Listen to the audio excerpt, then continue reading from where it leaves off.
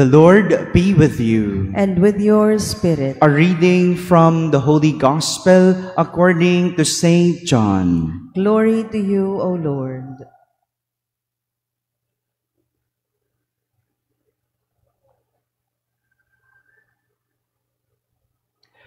Jesus said to the crowds, "I am the living bread that came down from heaven. Whoever eats this bread will live forever, and the bread that I will give is my flesh for the life of the world." The Jews quarreled among themselves, saying, "How can this man give us his flesh to eat?" Jesus said to them, "Amen, amen, I say to you, unless you eat the flesh of the Son of Man and drink his blood, you do not have life within you. Whoever eats my flesh and drinks my blood has eternal life, and I will raise him on the last day. For my flesh is true food, and my blood is true drink. Whoever eats my flesh and drinks my blood remains in me, and I in him. Just as the living Father sent me, and I have life because of the Father, so also the one who feeds on me will have life because of me.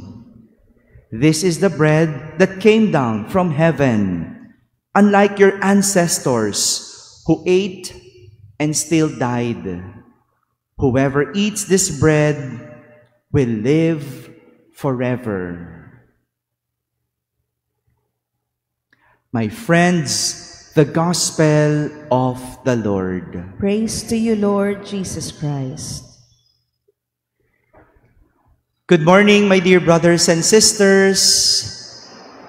A blessed Sunday to all of you. Could you kindly greet the person beside you? A blessed Sunday.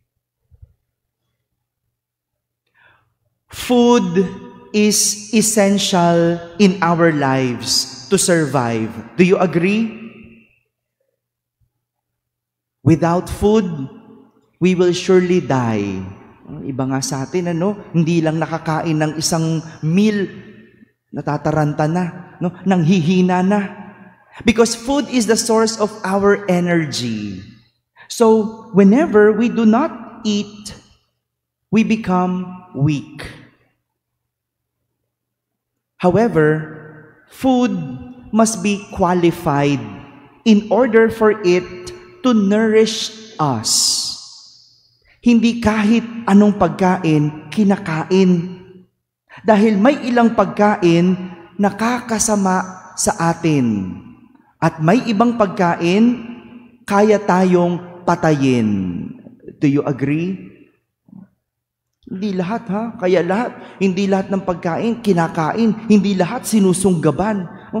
Kino-qualify mo, will this nourish me? Or will this kill me? Yan. Ano pong kinain nyo kagabi? Did that nourish you? Or do you think that will kill you? Take a look at yourself. Most likely, you are what you eat. You are what you eat. Kaya mataas ang kolesterol at presyon dahil alam mo kung ano ang kinain mo. Tama po ba yon? Tama. Huwag kang magtaka kung bakit ang taas ng presyon mo. Ano kinain mo? Gulay? You are what you eat.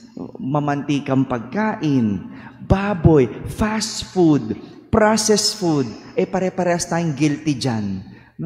Hindi na acquired na yung mga sakit dahil sa kinakain natin. Hindi na lang dahil sa lahi. Ang diabetes, ba tayo nagkaroon? Anong kinain? Matatamis. We know that. Hindi na lang ang diabetes ay hereditary, no? Acquired na rin siya ngayon. Name it. You become what you eat. 3 times in our gospel, Jesus emphasized we become what we eat. When he said, first, Jesus said, unless you eat the flesh of the Son of Man and drink his blood, you do not have life within you. Life within you. Pakitingnan nga po yung katabi. Tingnan mo lang, dali, tingnan mo. Ano sa tingin mo ang kinain niyan? Kaya wala siyang buhay. Di ba? Ano bang kinain ninyo po? At wala tayong kabuhay-buhay. Kumain na po ba kayo? Nag-breakfast na? Ayun, kaya pala walang buhay. No? Wala pang kinain. No? The message of Jesus is clear that what gives us life within us is His flesh and blood. Kaya nga, sa mga hindi nangungumunyon, patay ang kalooban. Sa mga hindi tumatanggap ng komunyon, walang buhay ang kalooban. You receive the communion later.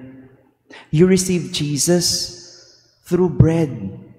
You receive Jesus in the Eucharist so that you will have life within you. Buhay ang kalooban.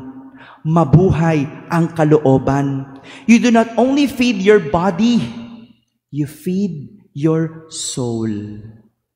And the food for the soul is none other than the body of Christ. Kapag hindi nangungumunyon, mamamatay ang kalooban. Kaya yung iba ang tigas ng kalooban eh. 'Di ba? May ganun tayong term, ang tigas ng kalooban, hindi makapagpatawad. Ang tigas ng kalooban, walang pasensya. Because Jesus is not within you. Feed your soul. Feed your soul with Jesus. Second, Jesus said, whoever eats my flesh and drinks my blood has eternal life. Buhay na walang hanggan. Could you say that? Buhay na walang hanggan. Yes. Receiving Jesus would give us eternal life. Not only earthly life, like what most food could give. Hindi po ba? Kapag kumain tayo ng pagkain, mabubuhay tayo. Agree? Kumain ka ng kanin, kumain ka ng gulay, kumain ka ng ulam, mabubuhay tayo. We will have earthly life. Pero kapag tinanggap natin si Jesus, magkakaroon tayo ng buhay na walang hanggan. Ano ang buhay na walang hanggan? Buhay sa langit. Buhay, kapiling ang Diyos. And so, receive the communion. Huwag kayong magpalampas ng misa na hindi nangungumunyon because that is your ticket to heaven. Receive the body of Christ. I do not know why some of us do not receive communion when they go to Mass. Bakit? Hindi pa sayang? Sayang yung opportunity that you are receiving God. Akala ko ba you need God? But why don't you receive God? Hindi ko alam kung bakit napapalampas natin. Kung nalalaman lang natin na Diyos ang tinatanggap natin kapag tayo'y tumatanggap ng banal na misa, walang dahilan para palampasin ang tanggapin si Jesus sa komunyon. And lastly, number 3, Jesus said, Whoever eats my flesh and drinks my blood remains in me, and I in him. Every time that we receive the body of Christ, we do not only remain in Jesus, but Jesus remains in us. Meaning, Jesus stays with us. Kaya nga, kapag nananatili sa atin ang Diyos, sa tuwing nakakagawa tayo ng masama, nagigilty tayo, nababagabag tayo, hindi ba? Do you agree? Do you feel guilty pa ba kapag ikaw ay nakakagawa ng masama? Nababagabag ka ba? Are you bothered when you do something bad or something wrong? Delikado. Pag hindi ka na nababagabag at hindi ka na nagigilty, malamang wala sa iyo ang Diyos. Sinong nasa iyo? Alam mo na. Demonyo. Magigilty ka pa ba? Masama na yung nasa loob mo. Mababagabag ka pa ba? Talagang masama na ang kalooban mo. Parang kapag nakakain ka ng hindi maganda, ano nangyayari? Sumasama ang pakiramdam mo. Hindi po ba? Bakit? Kasi malinis yung kalooban mo. Malinis yung sikmura mo. Kaya pag nilagyan mo ng pagkaing marumi, kapag nilagyan mo ng hindi magandang pagkain, nagre-react yung katawan. Same thing. Kapag magandang nakain, maganda rin ang pakiramdam.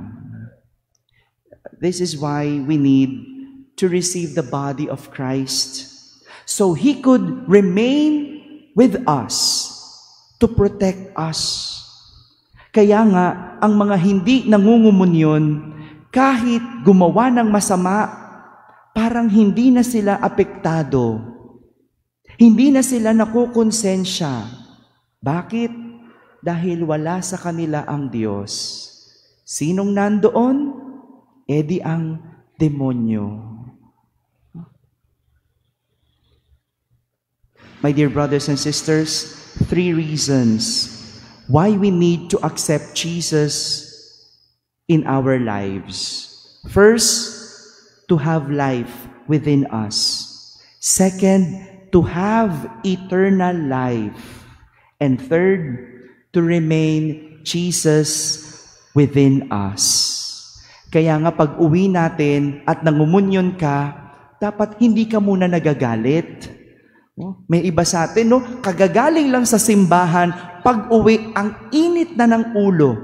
O baka nga hindi pa pag-uwi paglabas lang sa parking, nagmumura na. Tingnan mo naman, akala ko ba, Jesus is within you? Pero pinapasok mo na agad ang demonyo.